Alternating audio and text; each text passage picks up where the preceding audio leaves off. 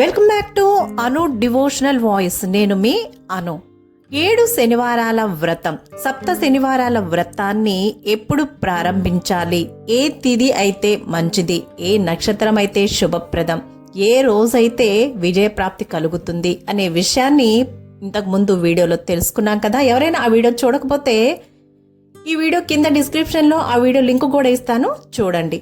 ఇప్పుడు ఈ వీడియోలో 7 శనివారాల వ్రతంలో మనందరం కూడా పాటించవలసినటువంటి నియమాలు ఏంటి, విధులు ఏంటో పూర్తిగా తెలుసుకునే ప్రయత్నం చేద్దాం. 7 శనివారాలు వ్రతం చేసేవారు పాటించవలసినటువంటి నియమాలు మరియు విధులు. మగవారు ఈ 7 శనివారాల వ్రతాన్ని వరుసగా చేయాలి. ఆడవారికి ఏవైనా ఆటంకాలు వస్తే ఆ వారం వదిలి తర్వాత వారాలలో పూజలు చేసి మొత్తం మీద 7 శనివారాల వ్రతాన్ని పూర్తి చేయాలి. అన్ని వయసుల వారు, అన్ని వర్ణాల వారు ఈ వ్రతాన్ని తప్పకుండా ఆచరించవచ్చు. అన్నిటికన్నా ముఖ్యం భక్తి, శ్రద్ధ. అప్పుడే కదా ఏ వ్రతమైనా సరే మంచి ఫలితాన్ని ప్రసాదిస్తుంది. ప్రతి శనివారం రాత్రి పూజ తరువాత ఒక అతిథికి లేదా దంపతులకు భోజనం పెట్టాలి.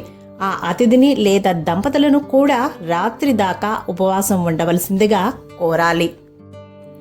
సహజంగా శనివారం రాత్రి పూట పలహారం చేస్తారు కనుక ఆ పలహారాన్ని మధ్యాహ్నానికి మార్చుకొని, అంటే పలహారం మధ్యాహ్నం చేసి రాత్రి పూట కూడా పూజ అయ్యాక భోజనం చేయాలి. ఆడవారు కానీ మగవారు కానీ పూజకు ముందే వారి వారి సాంప్రదాయాన్ని బట్టి ముఖాన తిలకం తప్పకుండా పెట్టుకోవాలి. తిలకం లేని పూజ పితృదేవతలకు చెందుతుంది అని మర్చిపోవద్దు. అంటున్న వాళ్ళు కానీ ముట్టున్న వాళ్ళు కానీ ఈ వ్రతాన్ని చూడకూడదు, అలాగే ప్రసాదం కూడా స్వీకరించకూడదు.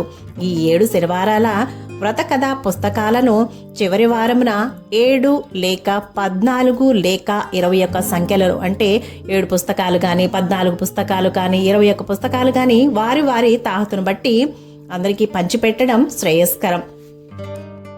ఎవరైతే ఈ సప్త శనివారాల వ్రతాన్ని ప్రారంభించారో ఉదయం పూట పూజ అయిపోయిన తర్వాత సమయాన్ని వృధాగా గడిపేయకుండా శని స్తోత్రాలు కానీ వెంకటేశ్వర స్వామి యొక్క స్తోత్రాలు కానీ కథలు కానీ చదువుకుంటూ కాలం గడపాలి. పూజ చేసే చోటు ఇంటిలో ఈశాన్య దిశగా ఉండాలి. అంటే మన ఇంట్లో ఈశాన్య మూలన ఈ పూజని చెయ్యాలి. ఆ ఈశాన్య ప్రదేశాన్ని శుభ్రపరిచి ముగ్గులు పెట్టి ఆ ముగ్గుపై పెద్ద పీట వేసి ఆ పీటకి పసుపు కుంకుమలు పెట్టి అలంకరించాలి. ఆ పీట పైన కండువా పరచాలి. ఆ కండువా పైన బియ్యం పోయాలి. ఒక కొత్త రాగి చెంబు కలశానికి వాడాలి. ఆ రాగి చెంబు పైన ఒక కొబ్బరికాయని పెట్టాలి. ఒక రవికల గుడ్డను చిలకలా చుట్టి కొబ్బరికాయ మీద పెట్టాలి. అది అప్పటికి కలశం అని అనిపించుకుంటుంది.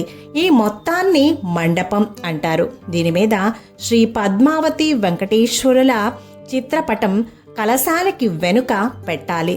ఒక కుందిలో 3 ఒత్తులు, ఇంకొక కుందిలో 4 ఒత్తులు వేసి మొత్తం 7 ఒత్తులతో దీపాలు పూజా సమయంలో పెట్టాలి.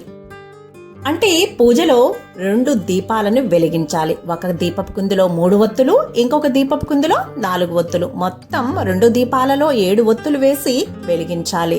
వీలైన వారు ఈ 7 శనివారాల వ్రతం పూర్తయిన తరువాత తిరుపతి యాత్ర చేసి రావడం చాలా మంచిది. లేదా సమీపంలో ఉన్న వెంకటేశ్వర స్వామి గుడికి వెళ్లి స్వామిని దర్శించి రావచ్చు. దీపారాధనకు నువ్వుల నూనె వాడడం మంచిది, శనికి ప్రీతిగా. వ్రతం చేసేటప్పుడు ఉపచారానికి లోపం రాకుండా చూసుకోవాలి. ఉదాహరణకు వస్త్రయుగ్మం సమర్పయామి అన్నప్పుడు ఒక రవికల గుడ్డ మీద పుష్పం ఉంచి దేవుని ముందు ఉంచాలి. వస్త్రార్థం అక్షతాన్ సమర్పయామి అని అనకూడదు. ధూపాలు దీపాలు అన్నీ యథావిధిగా జరపాలి. పంచామృతాలు అంటే ఆవు పాలు, ఆవు పెరుగు, ఆవు నెయ్యి, తేనె, పంచదార ముందే సిద్ధంగా ఉంచుకోవాలి. ఆనాడు విష్ణు ప్రీతి కొరకు తులసి మాలను ధరింపచేయాలి. ఎప్పుడు కొబ్బరికాయను పీచుతో ఉండగా కొట్టాలి. పీచు తీసి నివేదించాలి. పగటిపూట నిద్ర పనికిరాదు. కోపం మున్నగు ఉద్రేకాలను పొందకూడదు. చాలా మంది 7 శనివారాల వ్రతం కాబట్టి 7 దీపాలను కూడా వెలిగిస్తూ ఉంటారు. అలా కూడా వెలిగించుకోవచ్చు, తప్పులేదు. విన్నారు కదండి, ఏ పూజకైనా వ్రతానికైనా భక్తి శ్రద్ధ చాలా ముఖ్యం. అప్పుడే ఆ స్వామి యొక్క కృపా కటాక్షం మనకి తప్పకుండా లభించి తీరుతుంది. Thank you for watching. Please subscribe, please like, share my video. నేను మీ అను.